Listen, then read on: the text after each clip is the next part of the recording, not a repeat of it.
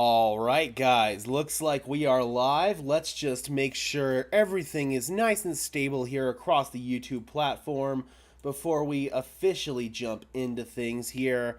Welcome in, Broncos country, to this Denver Broncos Syndicate live stream NFL record predictions for all 32 teams. We'll be answering the critical question, will the Denver Broncos do enough this year to make the playoffs? I am your host, Gage Madrid. Let's just go ahead and wait for a few people to start streaming on in here before we officially get underway. Of course, tonight is a big night here in the NFL world. It's like Christmas as the regular season is officially set to get underway with the Kansas City Chiefs versus the Detroit Lions from Arrowhead Stadium. I could not be more excited for that game. I'm so excited to see how the Chiefs look, potentially without Travis Kelce tonight and definitely without Chris Jones tonight.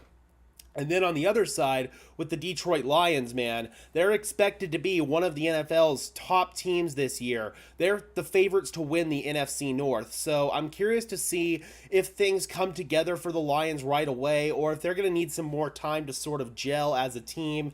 I'm really curious to see how Jared Goff looks at quarterback for them. I'm also really curious to see just how the team overall the defense looks, because last year the Detroit Lions had one of the worst defensive units in all of football. So it's going to be a really fun matchup, guys. I'm just so excited and so giddy for football to officially be back.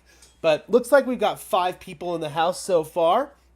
Welcome in, everyone. Before we officially get started, guys, if you could just do me a big favor and leave a like on this stream, that would be a massive help. It helps tell YouTube to push us out, helps us get seen by more and more members of Broncos country just like you and me. That is absolutely huge, guys. I would definitely appreciate it. Also, be sure to share this stream out if you have yet to do so. Share it out on Facebook, share it out on Twitter, so that way all your other friends can see it. That would be another big way to help us out. That would be awesome. So, without further ado, guys, let's go ahead and jump in here and take a look at where we have the NFL records. Now, I did not just sit down and look at each team and say, okay, this team is going to win 12 games, or this team's going to win 4 games, or so on and so forth.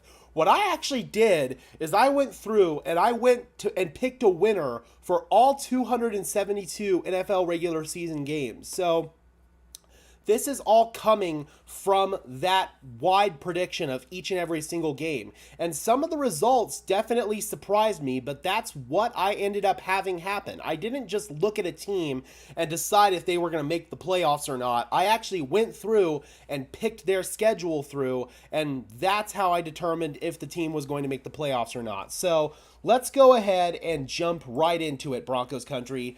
So I know the team and the division that we're going to all be the most curious about is the AFC West and the Denver Broncos. So let's just jump into there right away. We're going to do this division by division. And since we're going to start the Denver Broncos prediction, I'm going to go ahead and throw on the record button here, and we're going to be going into video making mode, guys. So sorry if I don't see the chat, but we're going to be going into video making mode on this one. All right, so we have got the Denver Broncos 2023 record prediction video. And the way I did this is I went through all 272 regular season games for the NFL season, and I ended up picking a winner. Was so close last year, it felt like, to breaking through that hump, even though it felt like they were so far away, because this team lost a lot of one-score games. And it was just 1 or 2 plays that really broke us. I think about those fumbles at the goal line in Seattle by Melvin Gordon and Javonte Williams, and then obviously the 64-yard field goal. So that was really 3 plays, and those plays really set the tone for the entire season. And that was a common theme. It was just 1 or 2 or 3 plays that really just went disastrously for the Broncos. And then obviously we had games where everything went wrong, such as the Rams game. But Sean Payton is going to clean that up. I'm very confident that Sean Payton is going to come in here, and this team's going to be more disciplined. They're not going to be 29th in the NFL in pre-snap penalties. And so without further ado, guys, let's go ahead and see how all of that is going to translate into the regular season. So week 1, I've got the Denver Broncos beating the Las Vegas Raiders. A little bit of a spoiler there for our little preview video for that game, but I've got the Broncos beating the Raiders. I do have some concerns about how the Broncos offensive line matches up against Max Crosby, but I also feel like the Las Vegas Raiders really downgraded at quarterback, going from Derek Carr to Jimmy Garoppolo, and that's what I feel like is going to make a massive difference here. Jimmy Garoppolo is going to do everything he can, quite frankly, to lose this game for the Las Vegas Raiders. That's just what Jimmy Garoppolo does. I mean, he crumbles in the face of pressure. We saw that last year when the 49ers came to Denver. The Broncos pressured Jimmy Garoppolo and forced him to step out of the back of the end zone and throw a pick at the same time, although the safety nullified the pick, but it would have been a pick six had Jimmy not stepped out of the back of the end zone. That's just what Jimmy Garoppolo does. And with the Raiders, Davante Adams, I'm curious to see what that chemistry level is going to be with him and Jimmy Garoppolo. But as we all know, there are two players that the Broncos are going to have to stop if we want to beat the Raiders in week one. And those two players are Max Crosby and Josh Jacobs. If we can't slow down the run with Josh Jacobs and we can't slow down Max Crosby off the edge, then the Denver Broncos are not going to fare well in week one against the Las Vegas Raiders. But I'm hoping that Sean Payton will be able to slide some of the protection over to Max Crosby's side, and we can get guys like Adam Troutman and Chris Manhertz, if he plays in this game, to come in there and chip. So I feel like that's how the Denver Broncos are going to go about attacking Max Crosby in this game. And then as far as Josh Jacobs is concerned, they know they're going to have to play with loaded boxes up front. Drew Sanders, I feel like, could play an even bigger role than anticipated because of his run-stuffing abilities. Alex Singleton and Josie Jewell, obviously, we're going to have to heavily depend on at the linebacker position. But then up front as well, we'll need guys like Zach Allen, DJ Jones, Mike Purcell to do their job up front and swallow up those rushing lanes for Josh Jacobs. If we can do that, I feel like our secondary can help deal with the Raiders' weapons such as Davante Adams, Jacoby Myers, Michael Mayer, their tight end, Austin Hooper as well. I mean, I feel like our secondary can do a pretty good job on those players, but at the end of the day, it's all about stopping the run with Josh Jacobs and then slowing down the Raiders' pass rush, especially with Max Crosby. Now, it does seem like Chandler Jones is not going to be on the field for this game. I'm hoping everything's okay with Chandler just in general personally. It feels like he might be going through some sort of mental health challenge right now, so I really hope that everything's just okay on a personal level with Chandler Jones. But at the end of the day, I feel like the Denver Broncos match up pretty well against this Las Vegas Raiders team, and I've got us winning and setting the tone for how this season is going to go. Last season, the Denver Broncos set the tone in week one for all the wrong reasons, and Sean Payton knows this. So getting that first win, and quite frankly, if we can go in there and dominate the Raiders up front especially, that will just set the tone and set the theme for the entire season. So I've got us picking up a win week one against the Las Vegas Raiders, but a little bit of a surprise here. I've got us losing week two to the Washington Commanders. I'm a little worried about how our offensive line is going to match up against the Washington defensive line. And it's not just one or two players up there. I mean, Daron Payne and Jonathan Allen in the interior absolutely terrify me. And then outside, we've got Chase Young and Montez Sweat. So that D-line is absolutely scary. And they have some really strong depth pieces as well. I think of guys like Casey Toohill. I mean, that Washington defensive line is absolutely disgustingly deep.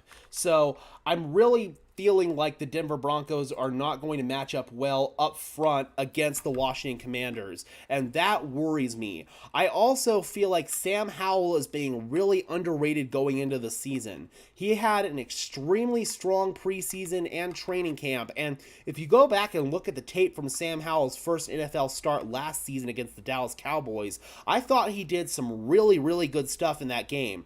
So I feel like Sam Howell is being really slept on by the media as well as Denver Broncos fans, and that worries me that Sam Howell and the Washington Commanders could go in there and beat the Denver Broncos, especially again with how that Denver Broncos offensive line matches up with the Washington D-line.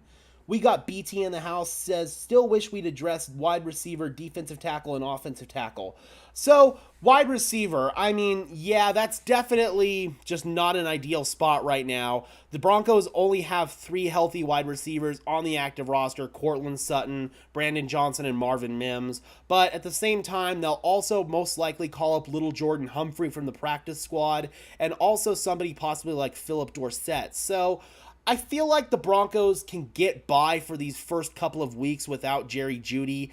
Obviously, losing Tim Patrick early in training camp was absolutely devastating for this unit. And then KJ Hamler, I'm not sure if he's going to be back with the team after he does recover from his heart condition. I feel like the team has signaled that they have moved on from KJ Hamler, especially after giving his number away to Traymon Smith. So at that position, I mean, yeah, I wish the Denver Broncos may have brought in somebody else earlier in the offseason, but earlier in the offseason, we didn't have all these worries about the wide receiver position. And now, later in the offseason, there just isn't really too many big names available. Mike Evans is one, but the Denver Broncos would have to give up significant draft capital for him, and they would have to pay him a seismic extension. So I don't see that being a realistic option. I feel like the Denver Broncos are just really thankful that they didn't trade away Cortland Sutton or Jerry Jeudy now that all these injuries have struck. But defensive tackle and offensive tackle, definitely can see your concerns there. I mean, with Mike Purcell being healthy, that helps a little bit at defensive tackle, but at offensive tackle, I have concerns about Garrett Bowles and Mike McGlinchey. And then Cam Fleming had his own struggles in the preseason as well and in training camp. So that concerns me. Garrett Bowles, I don't know what to make of him coming off of his injury. It just feels like he's lost some of that lateral quickness in his feet, and that was one of the best attributes of his game. So Garrett Bowles definitely gives me some serious concerns. And then Mike McGlinchey as well looked extremely rusty when he was in training camp, and then obviously he got injured and missed the entire preseason. So I don't know what to make of Mike McGlinchey at this point either. So I definitely share and echo some of those concerns 100%. But moving back into the Denver Broncos schedule predictions here, I've got the Denver Broncos losing their second game in a row, week 3 at Miami. That's a game that I just feel like is a bad matchup for the Denver Broncos all across the board.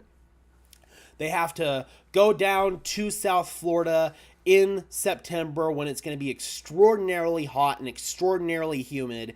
And the Dolphins' away sideline is right in the sun. There is no shade on it whatsoever. So the Broncos bench is just going to absolutely roast down there. And then on top of that, the Dolphins are going to be a very formidable opponent in their own right. So I have the Denver Broncos losing that game against the Miami Dolphins. Week 4, I've got us winning, though, against Justin Fields and the Chicago Bears. I feel like that game is definitely going to be a bit of a struggle for the Denver Broncos here. But at the same time, though, the Chicago Bears, I think it's going to take a little bit of time for their season to start gelling, as we'll see in my record overall for them. I have them starting the season a little bit slow, but if the Denver Broncos can get a win in Chicago, that'll be huge. And then week 5 against the New York Jets, that's one that the Denver Broncos, in my opinion, cannot go out there and lose. Sean Payton talked all of that you-know-what, quite frankly. And so I feel like Sean Payton put himself on the line and put his reputation on the line, and the team knows that. The team knows that Sean Payton did that to basically deflect all of the blame away from them and onto him for last season. And because of this, I don't think the team can go out there and lose this game. The players know what's at stake here. We've got DJ Capo at the house after this first game, but the wide receivers don't look good in Sean's eyes. He might go get Michael Thomas. Sean don't like to lose. I agree. I mean, Sean definitely doesn't like to lose. I don't know if the Saints would give up Michael Thomas, but I mean, crazier things have happened. We'll say that. Welcome in, DJ. Good to see you, my friend. So, again, man, the Broncos players know what's at stake with this Jets game, and because of that, I don't feel like they can afford to go in there and lose this one. So, week 6 here, we've got the Kansas City Chiefs on the road, Thursday Night Football. I feel like us going into Arrowhead on a short week is going to be the big key here. That concerns me about that. Obviously, we have lost 15 straight games to the Kansas City Chiefs, dating all the way back to 2015. And I'm worried that this game is going to make it 16. But as you can see here, I've got us avenging that loss 2 weeks later at home. I just feel like it's going to be a lot easier for the Denver Broncos to finally get that win over Kansas City at home on a long week, especially after Sean Payton has some film on what the Chiefs are going to do offensively and defensively. I just feel like if we're going to beat the Chiefs, the best chance to do it is week 8 at home as opposed to week 6 at Kansas City on a short week. I then have us beating Jordan Love and the Green Bay Packers. We'll talk about the Packers a little bit later. I think they're going to undergo a bit of struggles this year. I feel like their defense is not being talked about enough. They've made some additions on that side of the ball, but scheming and coaching really concern me with Joe Barry. And they don't have Aaron Rodgers covering up for a lot of stuff that he had to cover up for last year, quite frankly. And if Jordan Love experiences some growing pains in this first year of him starting, then I feel like things might go a little bit slowly for the Denver Broncos. Oh, Mike Evans. Okay. So, yeah, with Mike Evans, that could definitely, again, like we'd have to give up the significant draft capital and the significant contract for him. But if Sean Payton wants to make a power move, Mike Evans could certainly be that power move. So I could definitely see that for sure, DJ. So, again, moving back into this Packers team here, I just feel like it's going to take a little bit of time for them to get over the hump. And because of this, I've got the Denver Broncos beating the Green Bay Packers. And then we already talked about week 8 against the Kansas City Chiefs. So, at that point, the Denver Broncos would be going in to their bye week here. 1, 2, 3, 4, 5, and 1, 2, 3. So, yeah, man. 1, 2, 3, 4, 5, and then 1, 2, 5 and 3. So I feel like if we go into our bye week at 5 and 3, that would be pretty strong for us at the end of the day. So yeah, man, if we can go into our bye week at 5 and 3, that'd be good. But then week 10 at Buffalo, I've got us losing that game. That's going to be the Von Miller revenge game. Although I feel like Von Miller, yeah, he's going to want to beat his old team, but he loves everybody on the Denver Broncos. He still is extremely infatuated with the Broncos organization. So I know Von, he's not going to take it easy on us by any stretch of the imagination, but it's going to be fun to go up against Von for the first time, and he's going to be out there to play against his former team. You know that. But overall, man, with the Bills, I feel like they're being heavily faded on heading into this year, and I feel like that's a big mistake. The Bills were snake bitten by injuries last year, from Von Miller's ACL tear to Josh Allen's elbow, and then once they finally started to really get back on track as a team later in the season, that's when the whole cardiac arrest situation happened with Damar Hamlin, and I feel like that mentally dejected the team to a point where it wasn't recoverable.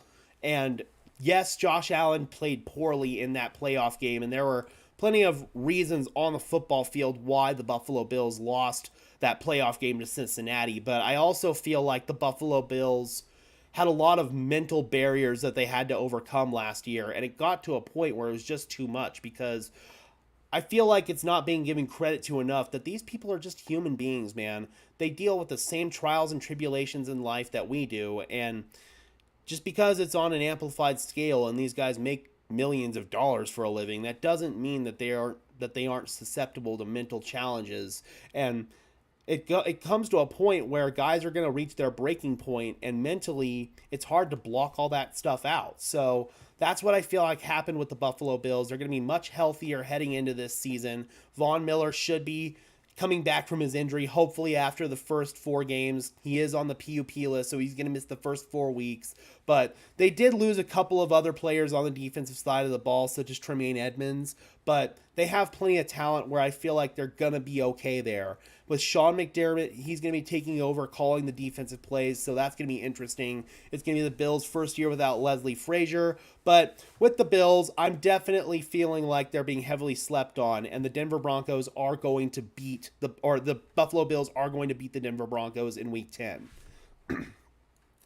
Yes, and the Walmart family have the money. I believe we could beat Kansas City at least one time. I sure hope so, DJ. And I think if it's going to happen, it's going to be week 8. And again, man, Sean Payton, I don't feel like he's going to go in and get swept by the Kansas City Chiefs. He's going to heavily prepare for that second matchup. And I think he will be able to get the best of Andy Reid and the Chiefs in that one. I really do. Week 11, I've got us beating the Minnesota Vikings. We'll talk about them a little bit later. I've got the Minnesota Vikings just being an absolute, I don't know. I think they're going to really underachieve this year because they had no business winning the amount of games that they did last year. So we'll talk about them a little bit later.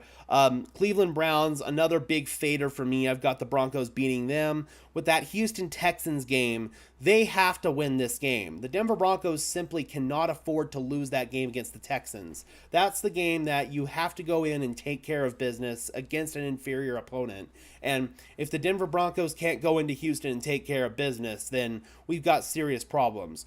With the Chargers, once again, I've got us splitting with them pretty much how it goes every single year. The Chargers will win at home, and then the Broncos will win at home. So week 14 at LA, I've got them losing that game. I've got the Broncos losing that game. Week 15 at Detroit. This is one I kind of struggled with, honestly. This is one that can really go either way for me. I don't know what to make of this Detroit team, if they're going to be the legit contenders that everyone talks about. The fact that we get them later in the season, by that point in time, things could have gone off the rails for both of these teams, quite frankly. So there's a lot that goes into this and a lot of variables that can happen here. Obviously, with these record prediction videos or any of these record predictions, it's always your record prediction if everything goes to plan. And in the NFL, nothing ever goes to plan. I mean, I don't think anybody foresaw the Denver Broncos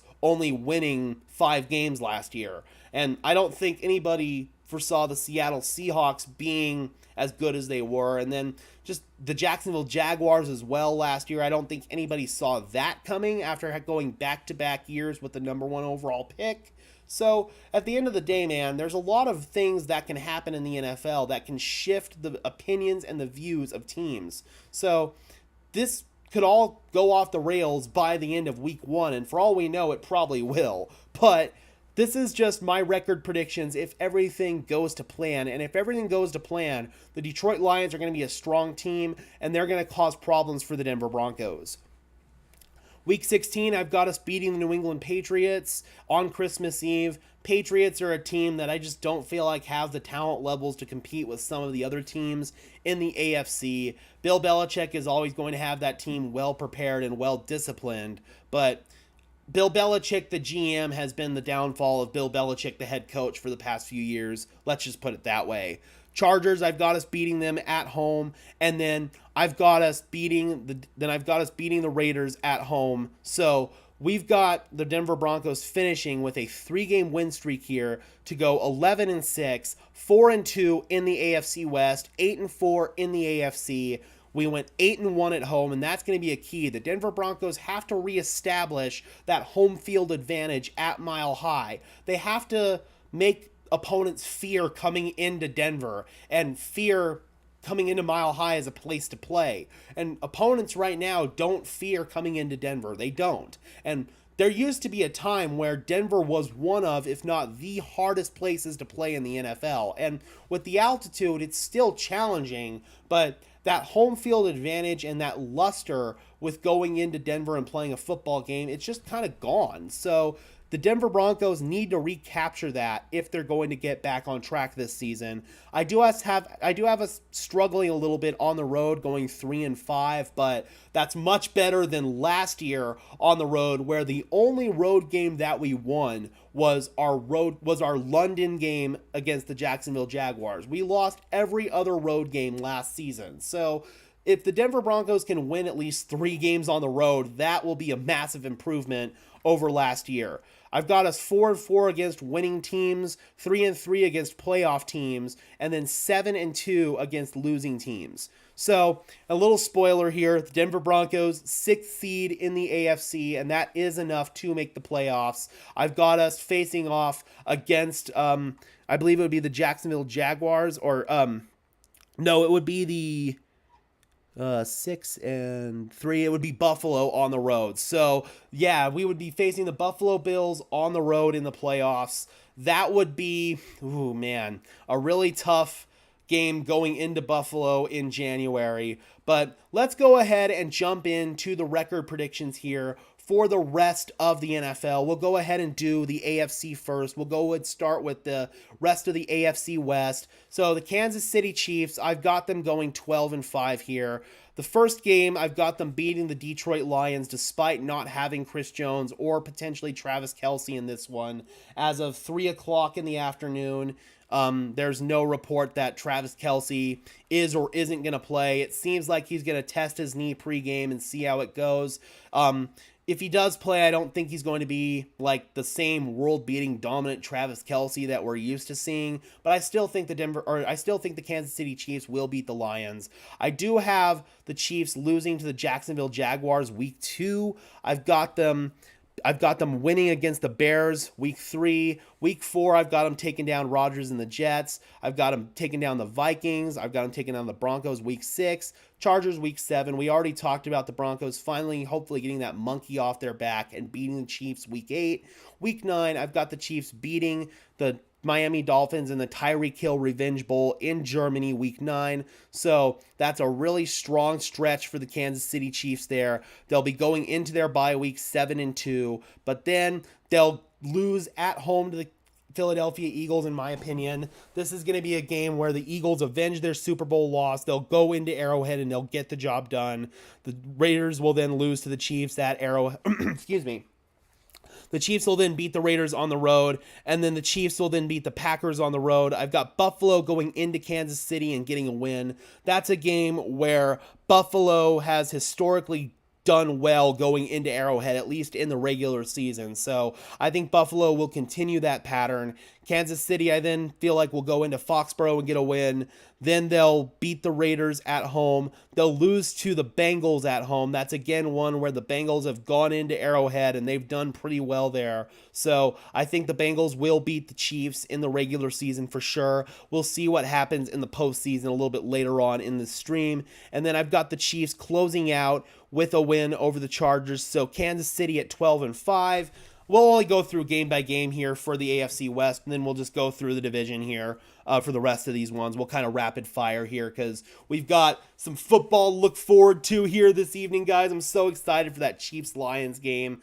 NFL regular season action is officially back. I'm so excited. But Chargers are a team that I am heavily fading on, and I'll tell you why. The Kellen Moore hire is extremely uninspiring to me. Now, I know what Chargers fans right off the bat are going to say. It could not be any worse than last year with Joe Lombardi. And that may be true, but at the same time, Kellen Moore is an extremely uninspiring hire to me. His scheming gives me some massive concerns. Spacing for wide receivers was a big issue. You had wide receivers running into each other in Dallas last year. With veteran guys in LA such as Keenan Allen and Mike Williams, as well as the rookie Quentin Johnston, I'm hopeful that won't happen there. But I have some serious scheming issues with Kellen Moore. Then on top of that, man, the Chargers, they're just a team that you always feel like you'll believe it when you see it with them.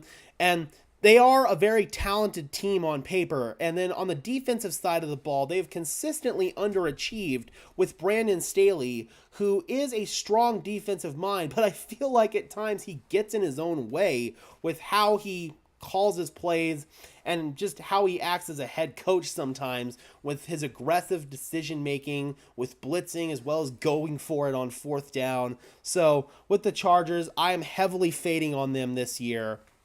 And I've got them going 6-11 with bad losses. I've got them losing to the Vikings on the road. I've got them losing to the Cowboys, the Chiefs, the Jets.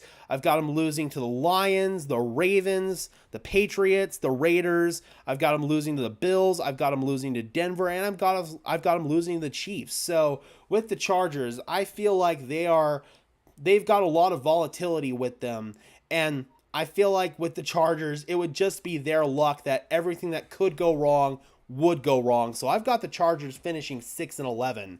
They probably are going to finish with a better record at the end of the day, but I don't feel like it's going to be enough to make the playoffs in a vaunted AFC, even though they have one of the best quarterbacks in the NFL in Justin Herbert. I just feel like they haven't done enough to surround Justin Herbert with the necessary pieces. Well, they have, but they just haven't surrounded him with the necessary coaching. Because on paper, again, this team is extraordinarily talented. You look at their offensive line, and it's really strong. You look at their backfield with Austin Eckler, Joshua Kelly's pretty strong. I mean, they've got really good talent on paper. It's just with the Chargers, we all know that they haven't been able to put it together in practice. They lost that playoff game in Jacksonville, blowing a 27-point lead. You can't do that and then go into next year and expect to be a legit contender. So I'm fading really heavily on the Los Angeles Chargers heading into 2023. And then same for the Las Vegas Raiders. The Raiders are a team that made an incredible mistake by hiring Josh McDaniels. Broncos fans know this all too well. And the Raiders, I've got them starting off 0-5. I've got the Broncos beating them in week 1, Bills beating them in week 2, Steelers beating them in week 3, Chargers beating them in week 4, and Packers beating them in week 5. Then I've got them finally picking up their first win, ironically enough, against Bill Belichick and the Patriots, but then right back into their losing ways, man. They're not better than the Bears. They're going to lose to the Bears. They're going to lose to the Lions. They're going to lose to the Giants. They're going to lose to the Jets. They're going to lose to the Dolphins. They're going to lose to the Chiefs. They're going to lose to the Vikings. They're going to beat the Chargers for the second go-around. I feel like the Chargers will probably lose at least one to the Raiders. That's very on brand for the Chargers. But I feel like just matchup-wise, the Raiders don't really match up well with anybody. I tried to find a game where the Raiders matched up better than their opponent when I went through and did this, and I just couldn't do it, man. So it's really tough. I spent a lot of time. I spent like 4 hours making this whole prediction here, picking every single game, and I couldn't find very many games where the Raiders match up better than their opponent. So with the Raiders, I've got them winning only 3 games this year. They're going to have a top draft pick. Josh McDaniels will likely be fired. I wouldn't be surprised if we saw the rookie Aiden O'Connell play quarterback for them at some point. This is going to be a year where the Raiders are going to have to tear things down to the studs again. They're going to probably have to ship away Devontae Adams. They might even have to contemplate shipping away someone like Max Crosby. The Raiders are going to just have to tear everything down and go into full-blown rebuild mode after this year. And it was just a massive mistake by them to move on from Rich Bisaccia and company after they led that team to the playoffs in 2021. And then move into Josh McDaniels, who has just gone and completely nuked things to all hell. And because of this, I've got the Raiders winning 3 games, and this will be the start of them going into their third rebuild in so many years, basically. So good job, Raiders. Good job. All right, we'll go ahead and move a little bit quicker here through the rest of the divisions. In the AFC North, I've got the Bengals going 13-4, 5-1 in the division. I'm really high on the Bengals this year once again. Anytime Joe Burrow is under center, I'm extremely confident in that team. Joe Burrow, I feel like, may have some struggles going into the early part of the season, especially after missing pretty much all of training camp and the preseason with yet another injury. Joe's shown that although he may struggle a little bit in the first part of the year, the Bengals will immediately turn things around and start ripping off win after win after win. I don't see that being any different here.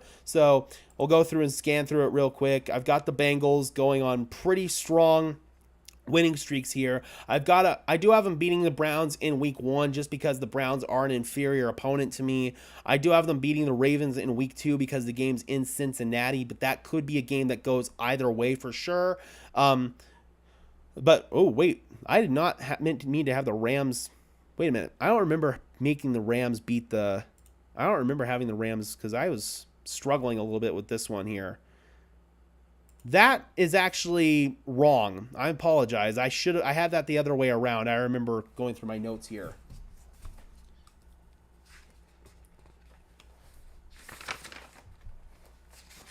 I'm pretty sure I had that the other way. Yeah, I did. I had that the other way around. So, yeah, that should have been the other way around there. So I'm glad I caught that. So, Rams actually 4-13, and then I've got the Bengals 14-3. So, that then bumps them up to the number 1 seed in the AFC.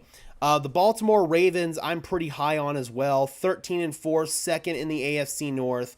They're a team that has made some strong additions on the offensive side of the ball. The biggest one for me was actually addition by subtraction and moving away from Greg Roman, bringing in a much more spread style offense that really I feel like Lamar is going to do really well in with the hiring of Todd Monken as OC. So I'm really excited to see what the Ravens do this year, and I think they're going to do some really good stuff. They've always had a strong run game, J.K. Dobbins, Gus Edwards, but then they added some receiving weapons for Lamar Jackson, Odell Beckham Jr. They drafted Zay Flowers.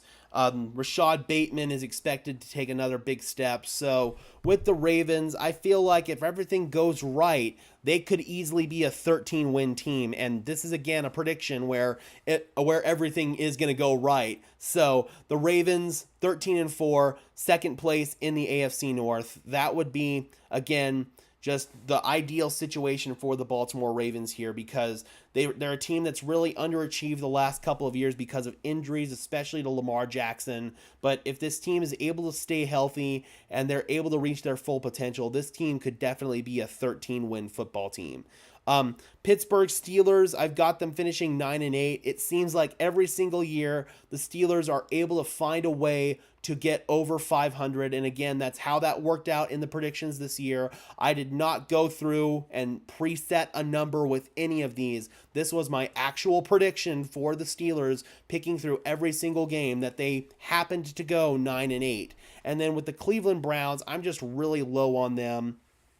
Deshaun Watson, when he got back last year from his suspension, looked like a bottom 10 quarterback. He was not comfortable out there. He really struggled reading defenses. He struggled just with accuracy. Deshaun looked extremely skittish out there. And from reports coming out of Cleveland, things aren't going too much better for Deshaun this year. And then on the defensive side of the ball, they have added some more talent with the additions of Zadarius Smith to complement Myles Garrett on the edge. So I feel a lot more confident about them, but it's all about that offense with Deshaun Watson. And right now, I just don't think that they're going to achieve a very high level with the way that Deshaun Watson has been playing in camp. And he looked okay in the preseason, especially in that Kansas City game. So if the Browns offense can find that groove, especially with some of the additions they've made on the offensive side of the ball, they brought in Elijah Moore as another weapon for him. They've got Amari Cooper there. They've got Donovan Peoples-Jones there. So Deshaun's got some strong weapons. He's got David Njoku at tight end, and then he's got a really strong offensive line too. But it's all about if Deshaun Watson can put it together. And right now, I'm not confident that Deshaun Watson does that. And so I have the Cleveland Browns going 6-11 here, fourth place in the AFC North. It's a daunting division. They're really going to struggle against opponents such as the Bengals and the Ravens, and that I feel like and Pittsburgh as well. So that I feel like is going to be the ultimate downfall for the Cleveland Browns. I only have them winning one game in the AFC North. This could be again, a team that completely flips the narrative if Deshaun Watson plays well. I just personally don't foresee that happening after being out of football for almost 2 years, and then now it's just getting that mental confidence back. I can't believe I'm saying that, but with Deshaun Watson, I just don't know if that will ever come back for him, and that's putting all of my opinions of Deshaun Watson off the field aside. On the field, I just don't feel like it's going to be very successful this year, and the Cleveland Browns gave him the largest guaranteed contract in the history of the NFL, and they don't really have a way to get out of this. So the Browns made their bed, and now they have to sleep in it. Moving into the AFC South here, I'm really high on the Jacksonville Jaguars this year. Doug Peterson has done an incredible job turning that program around. Trevor Lawrence is going to have an extremely strong season this year. I don't think they're going to come in and like blow Denver out, Chris, but I definitely do feel like Washington doesn't. I feel like Denver doesn't match up very well with Washington, but that's just my personal opinion and evaluation of the situation based on how I see Denver's offensive line in particular matching up against Washington's defensive line, but that's just me. But again, with moving back into Jacksonville, I feel like Trevor Lawrence is going to have a really strong year this year. He's got another weapon to throw to in Calvin Ridley. That connection I feel like is going to build really well. He's got Travis Etienne out of the backfield. The Jaguars have made some moves to improve their offensive line this year. Although Cam Robinson, their left tackle, is going to be suspended, they brought in Antoine Harrison, who they drafted in the first round. He's possibly going to even supplant Cam Robinson for the rest of the year, even after he comes back from his suspension. So with the Jacksonville Jaguars, they've made some strong moves on the offensive and defensive side of the ball. Doug Peterson has done a phenomenal job coaching that unit. And since the AFC South, I feel like, is going to have some struggles, especially from two younger, more developmental teams in the Houston Texans and the Indianapolis Colts, the Jacksonville Jaguars are in a really good position to go on a strong run here and go 13-4 and win the AFC South. They've got 2 games in London this year. I feel like they're probably going to split those games. They'll probably beat the Falcons, and then they'll probably lose to the Bills. That's just how I view things. But again, man, Jacksonville is in really good position, especially in a weaker AFC South, to go in and go 13-4. I have them sweeping their division, although they could very easily lose one of those games to Tennessee.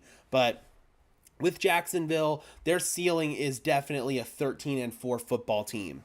With Tennessee, though, things are a little bit more interesting with them. They obviously made the big splash move to bring in DeAndre Hopkins. They've still got Ryan Tannehill under center, who's been consistent for them for the most part. Then Derrick Henry, of course, is how this team runs. But I also have some concerns about them in the trenches, especially with that offensive line. They've lost a lot of key pieces over the last few years on that offensive line.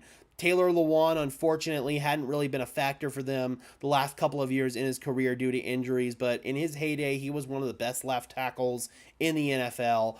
Ben Jones at center, he recently was forced into getting released. The Titans wanted him to retire, but he ultimately didn't want to do that because of concussions, so they ended up releasing him. He was the anchor of that offensive line at center and the real leader of that unit, so that's a big loss for the Titans. I don't feel like is being talked about enough, is that they lost their center in Ben Jones. And then just, again, their offensive line, they've got some young players on there. They brought in Andre Dillard at left tackle. They drafted Peter Skoronski. So it just, that offensive line really concerns me for the Tennessee Titans. And then their secondary as well, I have some question marks there. So with Tennessee, they're a team that I feel like is going to be competitive, as always, with Mike Vrabel. I don't see them going any lower than 9-8, but at the same time, they've got some tough opponents this year. They've got to deal with Cincinnati. They've got to deal with Jacksonville. They've got to deal with Miami, Seattle, Jacksonville again. So I just feel like the schedule for the Tennessee Titans brings some daunting opponents here. And at this rate, I definitely have some concerns about the Tennessee Titans ceiling this year. And so I have them going 9-8, second in the AFC South. And unfortunately for them, that is not good enough to make the playoffs in this vaunted AFC.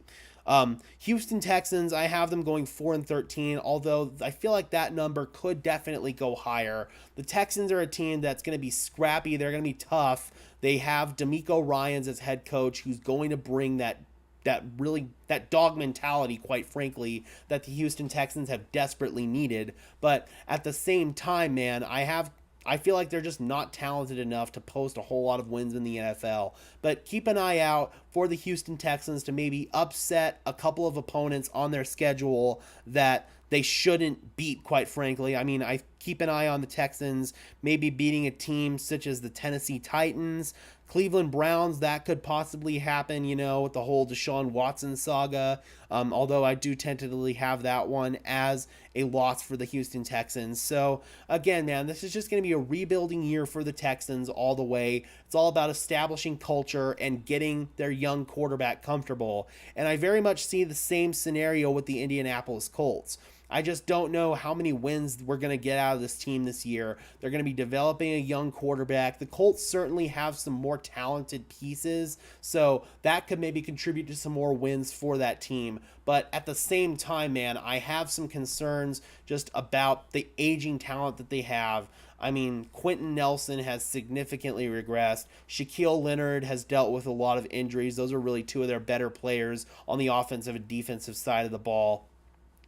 Offensively, I do like some of their weapons, Alec Pierce and Michael Pittman, but I feel like this year, again, it's just going to be all about developing their young quarterback, and it's probably not going to be next year that we see teams such as the Houston Texans and the Indianapolis Colts really hit their strides. So because of this, I really feel like that opens up the door for the Jacksonville Jaguars and even potentially the Tennessee Titans if things really go well with them with the addition of DeAndre Hopkins. But again, man, it just all right now seems like the AFC South is the Jaguars' division to lose. Moving on to the AFC East, we talked about the Buffalo Bills already, man. They're a team that just got snake bit with injuries at the wrong time of the year, and then mentally with the whole Damar Hamlin situation, it just was too much for them to overcome. But this year, I feel like the Bills are going to have a strong bounce back year. Josh Allen's healthy from his UCL. Von Miller should be healthy after the first 4 games, hopefully. And then overall, man, just the Bills are a team that's getting really heavily slept on because they have a lot of talented pieces. Stephon Diggs, although there is some potential drama going on about him maybe wanting out of Buffalo, whenever he's on the field, he's going to be productive. They've got Gabe Davis. So, yeah, with Buffalo, man, I'm really, really confident in their abilities this year, and I don't think they're going to underachieve like a lot of media members, quite frankly, think they do. So, I've got Buffalo going 12-5. I've got them going 4-2 in the division. I do have them dropping 1 to the Jets. I've got them dropping week 1 to the Jets. I think the Jets are going to want to go out and really make a statement in that first game. And then I've got them dropping to Miami in week 18 in the division. So 4-2 in the AFC East, and Buffalo is a team that, again, is just being really, really heavily slept on. Moving on to the New York Jets here, speaking of a team that I really feel like is not getting the respect they deserve. That team was a quarterback away from being a heavy playoff contender last year. They started out the season extraordinarily strong with Joe Flacco at quarterback, and then when they started off the season extraordinarily strong. Yeah, it was with Joe Flacco at quarterback. But then when Zach Wilson got back, things just kind of fell off the rails with them. And with the Jets, I just feel like they're being heavily slept on. They're being heavily slept on with that defensive unit. Quinnen Williams, they got C.J. Mosley at linebacker, obviously Sauce Gardner at corner. They've got DJ Reed alongside him. They've got so much talent on the defense. They've got Carl Lawson at edge. That Jets defense, I feel like, was the reason why that team was such a strong, competitive team last year, even with poor quarterback play. And now on the offensive side of the ball, obviously the big addition there is Aaron Rodgers, who really feels like he is the missing piece for that team. There's a lot of individuals rooting for Aaron Rodgers and the Jets to fail, but I feel like if Aaron Rodgers goes in there and just brings the level of quarterback play that he brought to the Green Bay Packers last year, that's going to be enough for this team to win games. He's got Garrett Wilson. He's got Allen Lazard to throw the football to. He's got Mecole Hardman in the slot. He's got Dalvin Cook and Breece Hall out of the backfield. With the New York Jets, man, they've just got so much talent, and they're really well coached with Robert Saleh. Nathaniel Hackett's the wild card there, of course, at offensive coordinator, but the Jets have so much talent, and I feel like Aaron Rodgers, even in the decline years of his career will still bring a high enough level of quarterback play for this team to win a lot of football games because of how talented and stacked they are. But the concern there also is their offensive line. They have Dwayne Brown, kind of an aging left tackle. They got Mekhi Becton at right tackle, Connor McGovern at center, Elijah Vera Tucker, one of their guards, coming off of an injury, and then Laken Tomlinson at left guard. So there are some question marks about the Jets' offensive line. But if they can get those question marks solved and they can keep number 8 upright, then this team's going to win a lot of games. Right now, I've got the Jets going 11-6. I've got them going on a pretty heavy run here in the back half of the year. I do have them losing to Buffalo in Buffalo later in the season, but I've got them beating the Bills week 1 on Monday night. So, again, man, the Jets are a team that I just feel like are being heavily slept on. Now, the Miami Dolphins are a team that I feel like, to a little bit of a surprise to some, I have the Miami Dolphins missing the playoffs. And the reason for this is because one team is going to have to basically be the odd team out in the AFC. And there's a very clear and easy path where it could be the Denver Broncos. I mean, especially if Denver underachieves and Russell Wilson doesn't play up to the level that we need him to play. That would then basically put Miami into the playoffs. But right now, man, the Dolphins, I have them starting off on a little bit of a cold streak, losing the Chargers in week 1. The Chargers felt like they found a way to slow down the Dolphins last year. They destroyed them when they came to Los Angeles last year. So I think the Chargers have a formula on how to slow down that high-flying Dolphins offense. So keep an eye on that. Patriots in Foxborough, that's always going to be a formidable opponent. So I've got the Dolphins losing their first 2 games. Then they'll start getting on a little bit of a hot streak. They'll beat Denver in week 3. We already talked about that. I'm worried about Denver going into that hot, humid game down there in Miami, going against Vic Fangio and Bradley Chubb. I'm seriously concerned about that game. But then we've got them beating the Buffalo. I've got them losing to the Buffalo Bills in Buffalo. But then that's when things really start to take off for them. I've got them beating the Giants and the Panthers. Got them beating the Patriots. But what kind of does Miami in here is losses to the Eagles, losses to the Chiefs, a loss to the Jets in New York, and then a loss to Baltimore on the road. Although that's a game that could go the other way because the Ravens did lose to Miami in Baltimore last year. So keep an eye on how things shake out for the Dolphins. They could very easily sneak in as that 7th seed, or if they even reach their ceiling and Tua stays healthy, they could best the Dolphins or the Jets in the AFC East. But right now, the realist in me just says that that's not going to happen with the Miami Dolphins. So that finishes off the AFC here. Moving in, we'll rapid fire through the NFC. We're already getting close to the hour mark here on this stream. So I've got the Philadelphia Eagles going 14-3, number 1 seed in the NFC. Dallas Cowboys 11-6. They're a team that's going to do strongly in the regular season.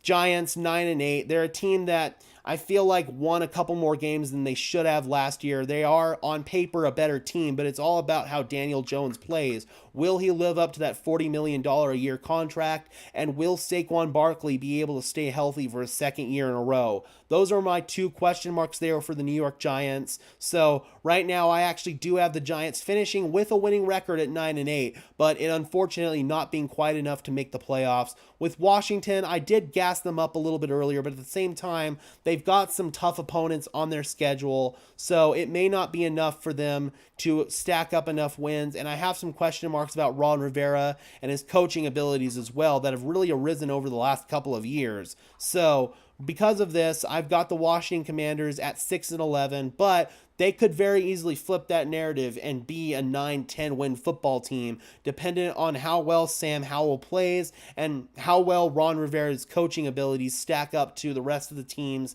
in their division. So Washington, I had to have them at 6-11. That's just where everything fell when I picked through all of their games. But at the end of the day, they could very easily flip that narrative, and that could go way higher. In the NFC West, guys, we've got San Francisco 49ers. I'm really high on them once again. Despite the whole Trey Lance saga, it seems like they have found a complete diamond in the rough in Brock Purdy. I'm a big believer in Brock Purdy. So the 49ers, assuming Brock Purdy can stay healthy, they are a 14-win football team with all the talent that they have on offense. George Kittle, Christian McCaffrey, Brandon Ayuk, Deebo Samuel. On the defense, they just locked up Nick Bosa, made him the highest paid defensive player in history. They've got Javon Hargrave now on that defensive line. That's absolutely scary. They've got some strong pieces in their secondary. They've got the best linebacker in the game in Fred Warner. So at the end of the day, man, the 49ers, assuming everything goes well, and really if Brock Purdy can stay healthy, this team is going to be a 14-win football team, and they're going to be a serious threat to anybody in the NFC. Seattle, I've got them finishing 10-7, a really strong football team, a lot of talent. They just have some really tough opponents this year that I feel like could get the best of them, but they are in a very weak conference and a weak division. So the Seattle Seahawks with 10 wins, that will be enough to get them into the playoffs. The Los Angeles Rams, this is a year where, man, I just feel like everything is already starting to fall off the rails with them. Matthew Stafford, he's somebody who's dealt with some injuries over the past couple of years, spinal injuries that are really concerning to me. I feel like Stafford should have contemplated retirement last year after bruising his spinal cord for the second year in a row. That's something that we're going to have to heavily monitor. Cooper Kupp as well. He's dealing with a hamstring injury, and there are reports indicating that he could go on injured reserve and miss the first part of the year. And without Cooper Kupp, this Rams offense is in massive trouble. They cannot sustain things because they have a really horrible group of weapons outside of Cooper Kupp, quite frankly. And Cam Akers and Matthew Stafford can only do so much. And then defensively, they're pretty much the LA fighting Aaron Donalds. They've got some other good pieces as well, but it's really just Aaron Donald, and that's mostly it for them on the defensive side of the ball. So with the Rams, I've got them finishing with only 4 wins. It sucks. I want to give them more wins because of Matthew Stafford and Cooper Kupp, but if Cooper Kupp's not on the field, then the Rams are not going to win much more than 4 games. And then the Arizona Cardinals, they're tearing everything down to the studs. When it comes to tanking, I don't feel like tanking ever happens on the field in football. Jonathan Gannon's not going to go out there and coach to lose this season.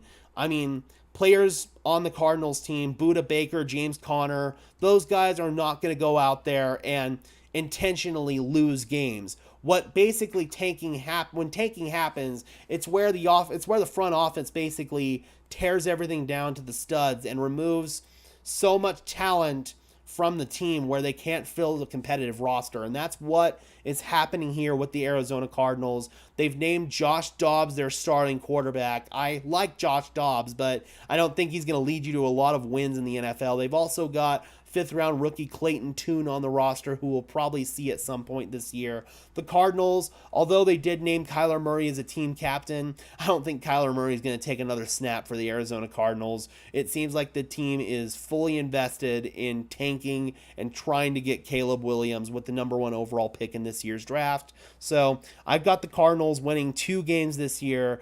I don't think they're going to go 0-17. Again, I feel like Jonathan Gannon and company, they're going to go out there and try to win games. They just don't have enough talent to be super competitive. The 2 games that I had the Arizona Cardinals winning were I had them actually going into Philly and upsetting the Eagles. Philly could be resting their starters at that point. That's the Jonathan Gannon revenge game. That's the one game where Arizona could maybe get a massive, shocking upset.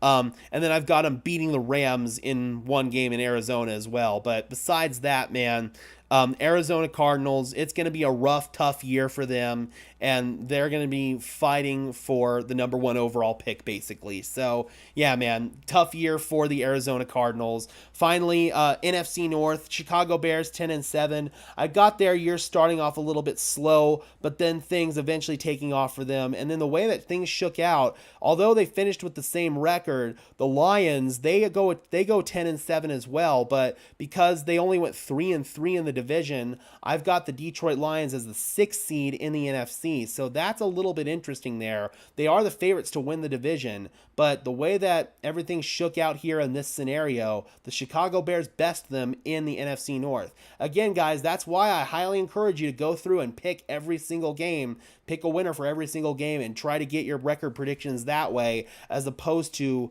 having a set outcome for a team already on paper, because I would not have anticipated having the Lions as 6th in the NFC North, but that's how things shake out at the end of the day, man. Minnesota Vikings, they're a team we talked about, I feel like are going to be heavy faders this year. They won games that they should not have won last year. They did make some additions on the offensive side of the ball, drafting Jordan Addison in the first round, but they did move on from Dalvin Cook as well, who did have a down year last year, but at the same time, he was a strong contributor in the red zone. Alexander Madison's going to have to step into a big role at running back. They've really teared things down to the studs on the defensive side of the ball. A couple of their old defenders are still there. Harrison Smith, Danielle Hunter wants out, so we'll have to monitor what happens there.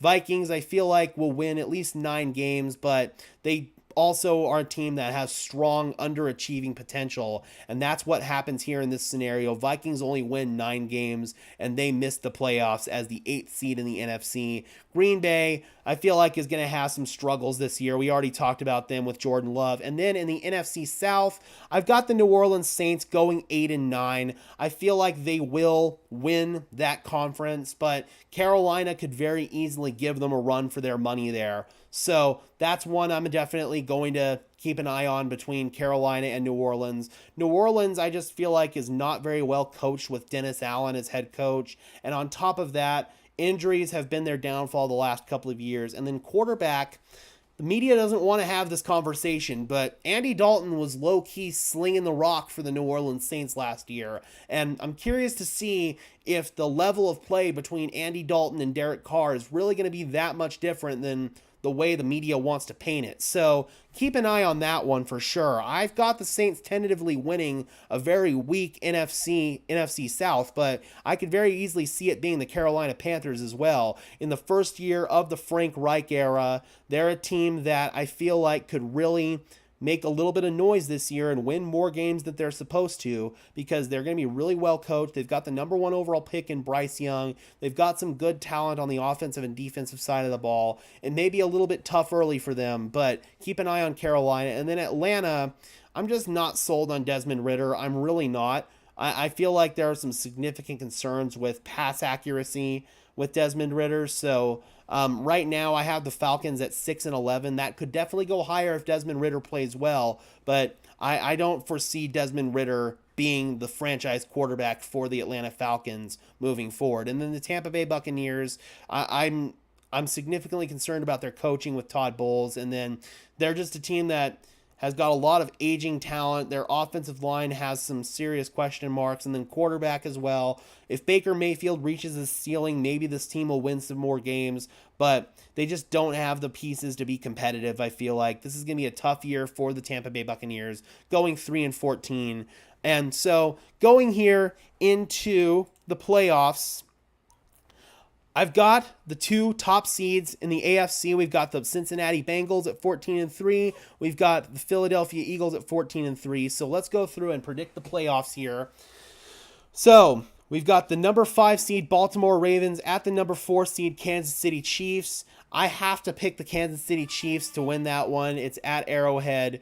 Lamar Jackson, he was able to get that monkey off of his back and win one playoff game, but it was that Tennessee game in 2020. But ever since then, man, there's always been that question about if Lamar and the Ravens can get it done in the postseason. They're going to be a really strong regular season team, but if they have to go in and face the Kansas City Chiefs in the wild card round, then I feel like that's not going to bode very well for the Baltimore Ravens.